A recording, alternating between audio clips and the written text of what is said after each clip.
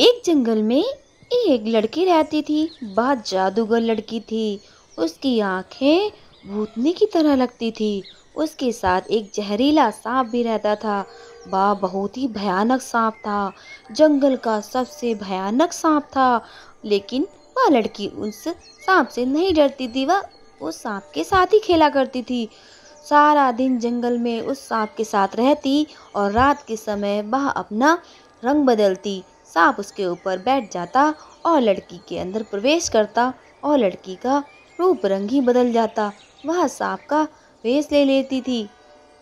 एक दिन की बात है, जब सांप अकेला होता है, लड़की वहां से चली जाती है, तो गांव के लोग सोचते हैं कि हमारे यहाँ जंगल में एक बहुत बड़ा जादुई सांप है, चलो हम उसको पकड़ेंगे।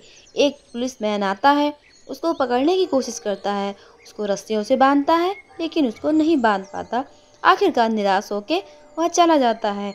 फिर वह दो चार व्यक्ति अपने गांव के राजा के पास जाते हैं, जो थोड़ा सा यमराज जैसा दिख रहा था।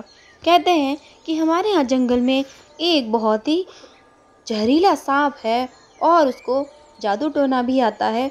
वो हमारे गांव को नष्ट कर देगा। इससे पहले हमें कुछ करना चाहिए। फिर वह व्यक्ति एक बाबा जी के पास जाते हैं। बाबा जी विचार करते हैं और देखते हैं कि आखिर ये सांप कहाँ है, लेकिन उन बाबा जी को कुछ भी दिखाई नहीं देता। एक चूहा उनकी गोद में आके गिर जाता है। फिर एक दूसरे गांव के जंगल राजा थे, उनके पास जाते हैं। बहुत सारे सिपाही भी होते हैं।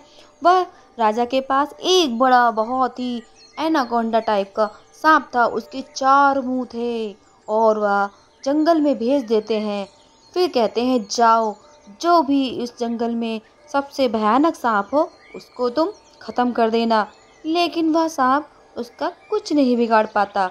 वह लड़की उस भयानक सांप के साथ ही रहती थी और वह लड़की बहुत ही भयानक खुद भी हो गई थी, लेकिन उसका कोई कुछ नहीं बिगाड़ सकता था।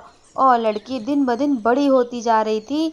सांप का जहर उस पर काम कर रहा था और लड़की भी सांप का सारा शिकार करना सीख रही थी। एक बार लड़की सांप के अंदर ही प्रवेश कर जाती है।